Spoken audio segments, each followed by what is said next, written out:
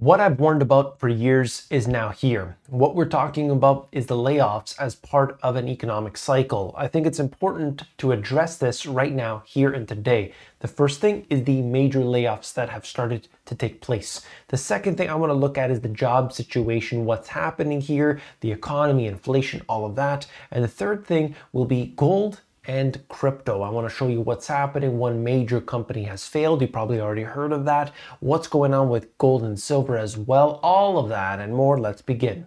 You're probably already aware of this, but I wanted to show you it first in this video to lead us into the other parts. The first thing is that Meta, also known as Facebook, is laying off more than 11,000 employees. Well, let's take it back a step here.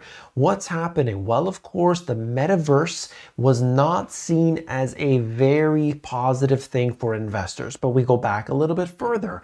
Facebook was involved in many different scandals and how they handled data and other factors as well. So there's been a series of events that have been taking place within this company that brought it from well over $1 trillion valuation and now down further and further and further. It's still a very large company, but it's important to note that this is many events in a row. This is the note that Zuckerberg left. I want to take accountability for these decisions and how we got here. I know this is tough for everyone, and I'm especially sorry to those impacted. That's right, the stock plunged 71% this year. It's important to address the fact that the company had been growing year over year over year over year, hiring more and more employees, expanding real estate, spending more money. This is the time in which things have changed. So they've been doing a lot of hiring, bringing people on, but suddenly this has reversed. But what happens when you fire a lot of people? Well, of course, Wall Street loves that.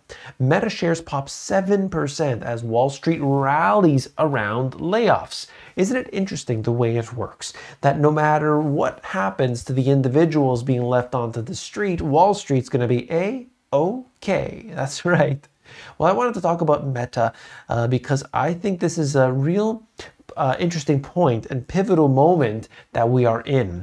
I warned about this in my books, and I talked specifically about the cycles. The cycles that take place here are very evident now more than ever before. What am I saying? Well, that the central banks have gone through this cycle. The central banks are now, after a whole bunch of years of easy monetary policies, they've now suddenly decided to reverse that.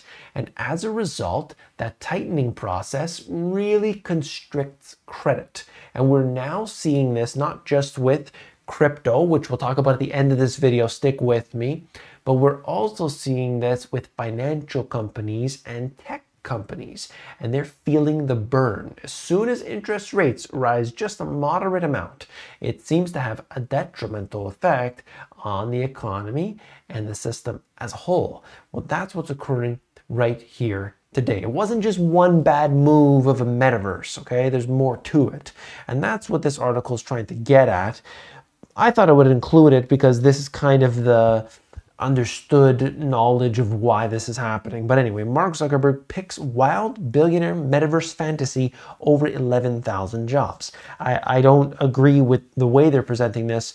Not that I think the metaverse is a good thing. I don't think it's a good thing, but this is the way it's going, okay? I'm here for the economic aspects. I'm not here to talk about buying a latte at the digital Starbucks, but here we go.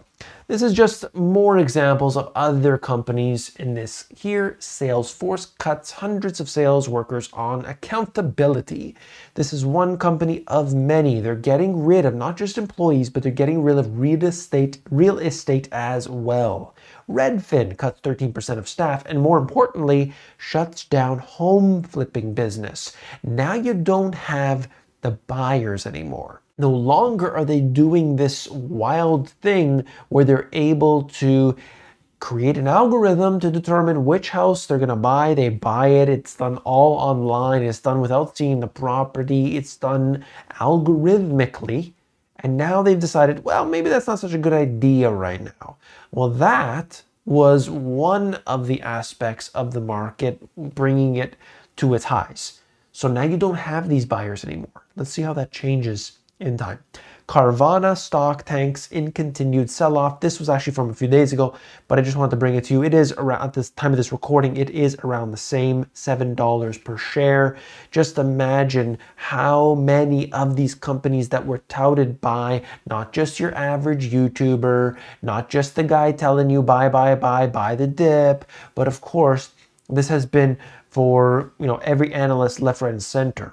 Then we have Tesla sinks to almost 2-year low on Elon Musk stock sales and what they call Twitter distraction. I really don't think it is a distraction, but anyway, this is important because you can see that he sold $4 billion worth of Tesla shares, and perhaps this was needed as part of his Twitter business that he's running now, spending a lot of time on that seemingly. I guess at the introduction here, he's going to have to do that, and then he can kind of pass it off. He wants to make sure that everything's being taken care of, but as a result, I think some people are not liking it too much over at Tesla. It's getting harder to switch jobs as labor market shows cracks. A new study from the Harris poll shows workers regret not starting their searches sooner as leverage moves away from employees. That's right. I had said this before. There was a time in which you could simply move from one job to another and you can get a much better salary. You could move and get anything you want, in fact.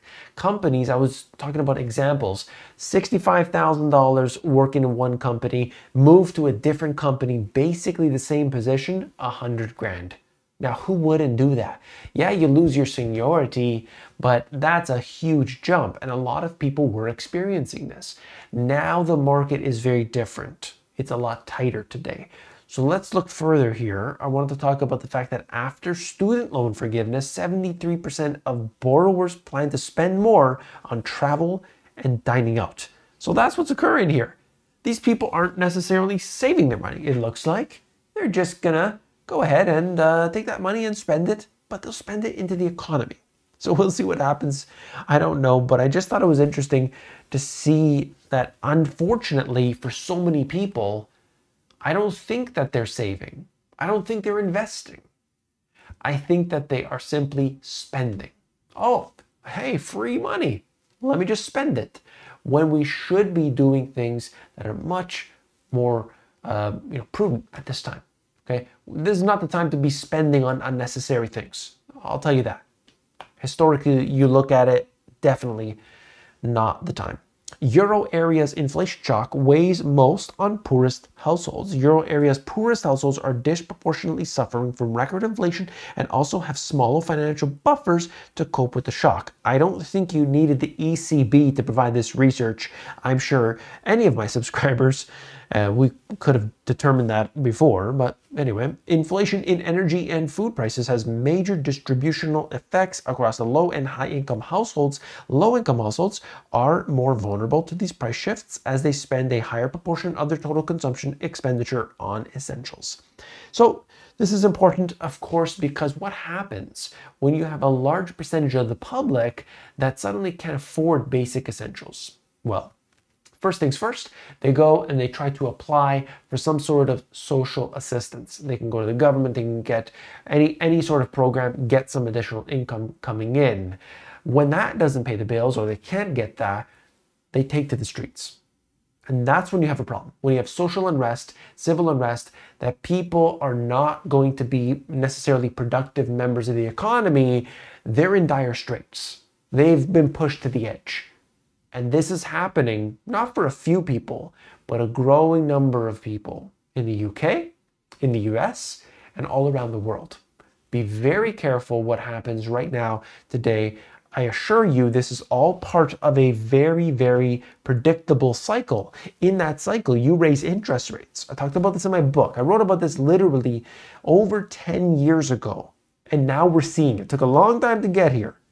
And nobody's gonna, say, oh, wow, I realize now, you told me 10 years ago, and now I realize, no, it's too late for those people. They're already sold on whatever the influencers had told them. But for you here watching this video, I know that you know what's going on.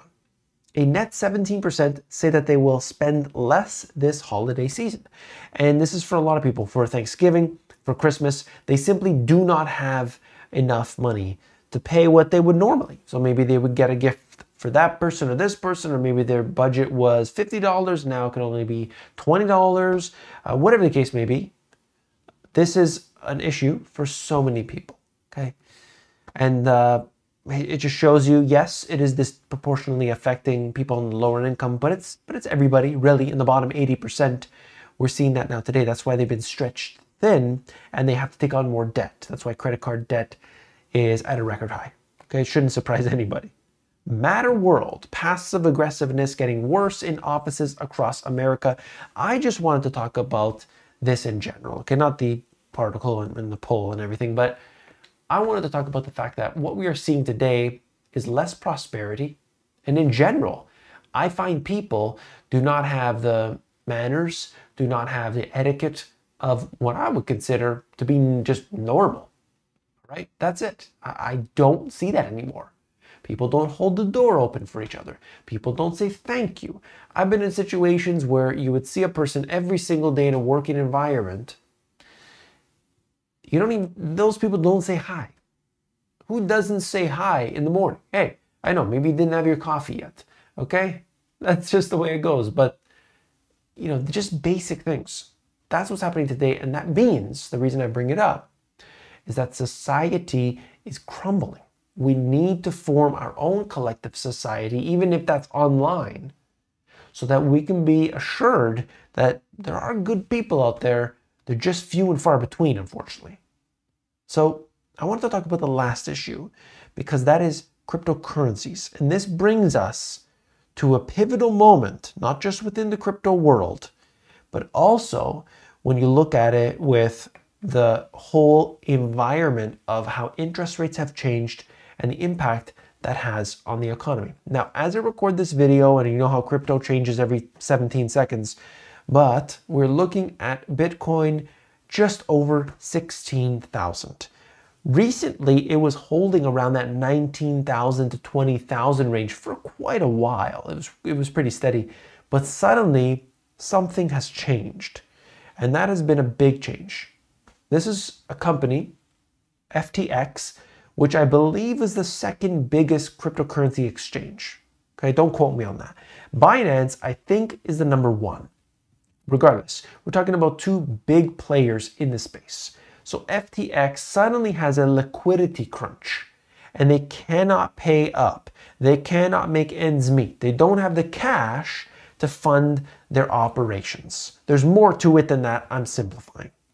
So what happens here is you have Binance coming in, the big player, and they say, we're going to have this letter of intent. They sent it over to FTX saying, we will buy FTX.com, and we will, I think they're going to buy a portion of their assets, essentially. And what happens here? They look at the numbers and they say, nope. So what do you think that did? It took a terrible situation, made it even worse, because not even Binance wanted to touch it. So we're talking about a company, FTX, that had all the celebrities. They spent as much money as they could. Tom Brady, Larry David, all these different celebrities. Okay, I don't even know. I just know a few. And they bought the Super Bowl ad spots, everything they could do. They got every financial YouTuber out there. All the biggest financial YouTubers, millions of subscribers. They would say, FTX, FTX, FTX. And now the company looks like it's insolvent. Now, what happens to the cryptocurrency that was being held on that exchange? Isn't that the asset of that exchange? Isn't that how it works? We'll see. The top guy, SBF, Sam Blankfield, whatever his name is, he said that everything's going to be fine. All your cash is safe. All your crypto is safe. We'll see about that. But I just wanted to show you that when you increase interest rates, suddenly all of that stuff that was swept under the carpet, under the rug, starts to rear its ugly head. And I talked about this 10 years ago, and now we're finally seeing the cracks appear. It took a long time, but we're here. And this is just gold. I wanted to give you an update when you look at it, when you see gold price $1,700. We hadn't been here in a while, as well as silver being $21. So these type of things potentially showing a bottoming. I'm not so sure. It all depends in time, and we will see what happens here. But it's important, to say the least, to follow what happens with gold in relation to the US dollar, in relation to inflation, because things are really out of whack, and I'm interested to see how it all plays out. So those are just some updates. I wanted to give you some information today about what's happening, and if you appreciated it, you got to hit that subscribe button down below, because I've got much more to talk about in the next video with China, with oil, with so many different things. You definitely want to stay tuned, hit that subscribe. See you tomorrow.